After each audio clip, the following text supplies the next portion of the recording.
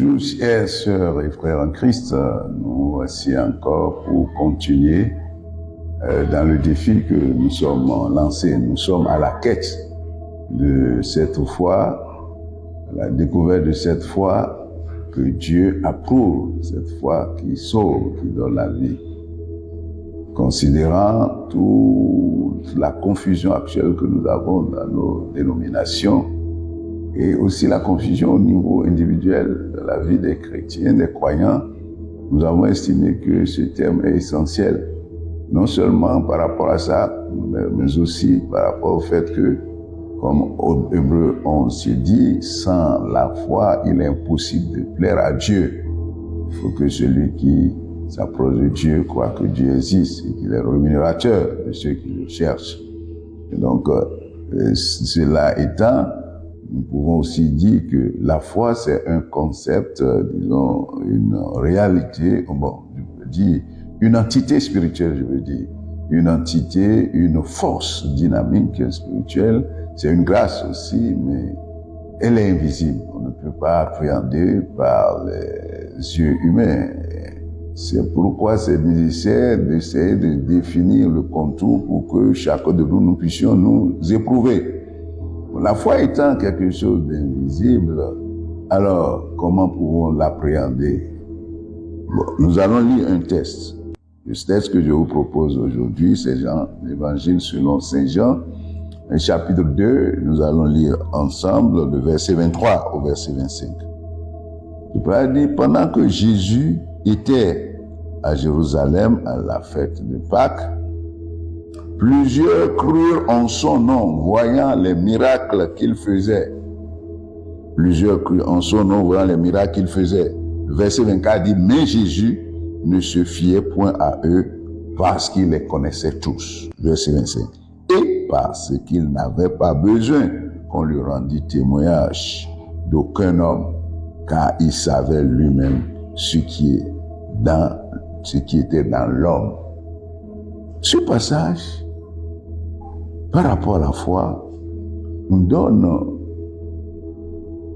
une piste très précieuse quant à l'appréhension de la foi. C'est pourquoi je voudrais diviser ce passage-là, disons prendre le verset 23 d'abord. Le verset 23 dit ceci. Plusieurs crurent en lui, en son nom, en Jésus-Christ. Alors, ça veut dire que ces gens-là qui ont cru en Jésus, ils ont une certaine foi en Jésus.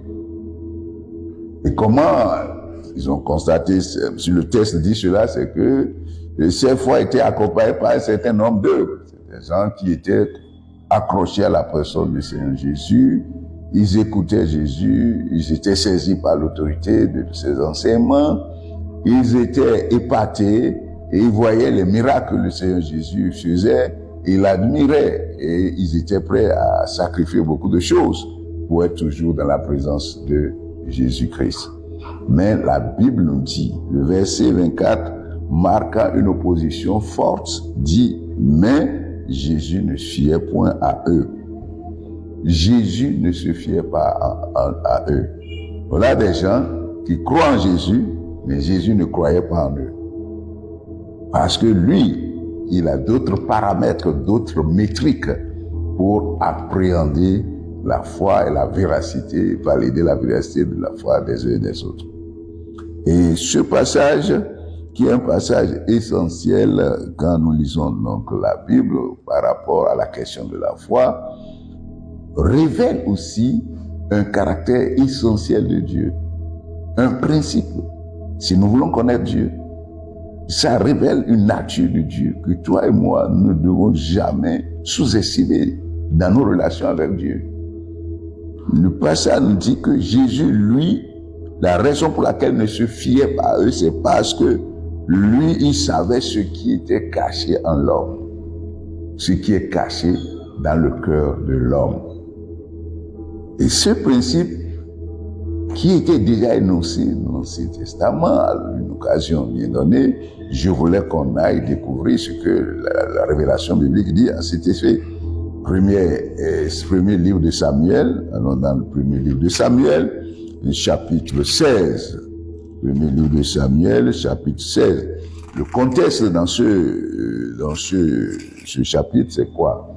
C'est que l'Éternel Dieu voulait choisir un autre roi à la place de Saül, qui a été très obéissant, le premier roi que nous avons vu dans la Bible, en ce qui concerne donc le peuple d'Israël.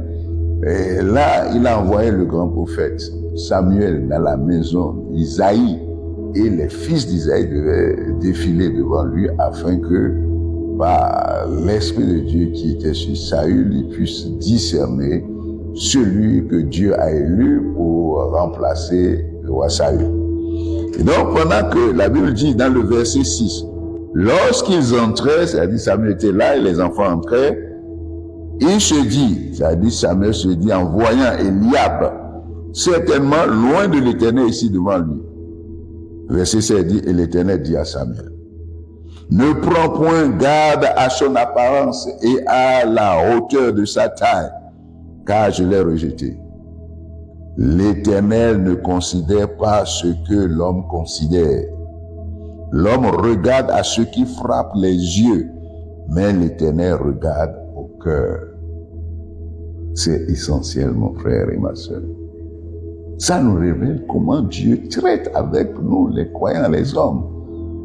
Dieu traite sur la base de ce que nous avons dans le cœur. Et la Bible dit, Dieu veut que la vérité soit dans le cœur. Et c'est pourquoi la Bible nous dit même, garde ton cœur par-dessus tout. Donc ça montre quoi? Ça montre, ça nous révèle que dans nos relations avec Dieu, nous devons faire attention à ce qui se passe dans nos cœurs, nos pensées, nos désirs, nos motivations. Et la vérité. Et c'est cette vérité qui revient ici dans Jean 2, quand le Seigneur Jésus, le Fils de Dieu, s'est incarné, qui est Dieu incarné. Et dans le passage que nous avons lu, Jean chapitre 2, versets 23 à 25, la Bible nous dit qu'il y avait des gens qui ont cru et qui faisaient beaucoup d'œuvres, beaucoup d'activités, d'actions, mais Jésus ne se fiait pas aux actions, à l'apparence, ce qu'il voyait les gens faire, mais plutôt à ce qui était dans leur cœur.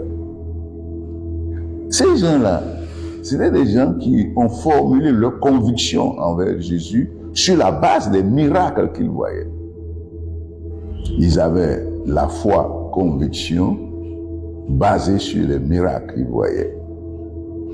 Tandis que ce n'est pas certainement comme le passage nous montre, c'est la conviction que le Seigneur voulait que l'homme ait, et cela ne permet pas donc d'entrer dans la dimension de la foi à qui sauve, la foi véritable que recherche Dieu et que Dieu approuve.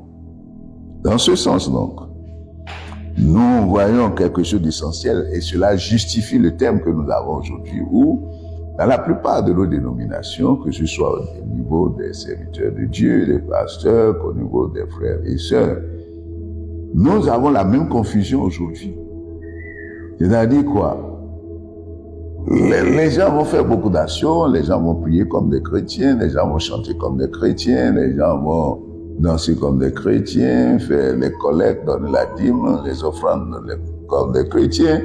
Les gens vont chanter et diriger des cultes, membres de la chorale, ou bien même faire des sorties d'évangélisation comme des chrétiens, prêcher comme des chrétiens, parfois même faire des prophéties comme des chrétiens sans avoir vraiment la foi dont Jésus est en train de parler ici. Et cette confusion est essentielle de remarquer ce jour. Et toi aussi qui es sœur en Christ, frère en Christ, il est nécessaire que toi-même tu discernes parce que nous les hommes, nous voulons voir les œuvres. Alors que c'est toi qui sais ce qui est dans ton cœur. Il faut que tu t'éprouves, comme le dit dans 2 Corinthiens 13, éprouvez-vous vous-même pour voir si vous êtes dans la foi. Tu connais la nature de la foi qui motive, qui soutient ta conduite, ton comportement et tes œuvres dans l'église, dans ta marche aujourd'hui. Et cela est essentiel. Et c'est pour cela que nous voulons vraiment mettre l'accent sur cette réalité que le Seigneur Jésus est en train de nous mettre en exergue ici. Donc, cela est essentiel. Et aussi, nous voyons que dans le chapitre 3, un autre docteur d'Israël, c'est bon d'en parler, qu'on appelle Nicodème. Nicodème qui est un chef religieux, l'un des gardiens de la loi mosaïque qui était allé voir Jésus-Christ. Et voici ce qu'il dit. On dit, la Bible dit, le verset 1 du chapitre 3, il y a eu un homme d'entre les pharisiens nommé Nicodème, un chef des Juifs, qui vint, lui, auprès de Jésus de nuit et lui dit, Rabbi, nous savons que tu es un docteur venu de Dieu, car personne ne peut faire ces miracles que tu fais si Dieu n'est avec lui. Donc voilà encore un grand docteur d'Israël, chef religieux, qui veut appréhender, disons, la nature du Christ, sa personne, par rapport au miracle qu'il fait. Mais là, vous allez voir la suite de la conversation. Jésus allait directement au but. Il a répondu de façon très dure. Parce que Jésus voulait l'amener très loin. Il ne faut pas qu'il s'arrête au niveau donc des miracles. Et ce que nous sommes en train de dire est important car la même dualité a été évoquée par rapport au salut quand Jacques, dans son épître, dit par exemple, montre-moi ta foi sans les œuvres et je te montrerai ma foi avec les œuvres. Donc il met l'accent sur ce qui frappe le regard des êtres humains. Et ce que nous sommes en train de dire ici, quelqu'un peut dire, là, la foi et a beaucoup d'œuvres, mais quelle est la qualité de sa foi? Qu'est-ce que Dieu voit dans son cœur? Le Seigneur a dit dans d'autres contextes, ce peuple m'honore des lèvres, mais son cœur est éloigné de moi. Donc, dans notre marche avec le Seigneur Jésus-Christ ou du Père de notre Seigneur Jésus-Christ, dans la communion avec le Saint-Esprit, nous devons faire attention. Dieu traite avec nous sur la base du cœur. C'est ce qui est dans le cœur qui est déterminant. Les actes vont venir après et nous allons voir pourquoi c'est ainsi. Parce que ça pose beaucoup de problèmes aujourd'hui dans la chrétienté, depuis la nuit des temps jusqu'à aujourd'hui. Et c'est pourquoi, à cette étape, je voudrais te lancer un défi, mon frère et ma sœur.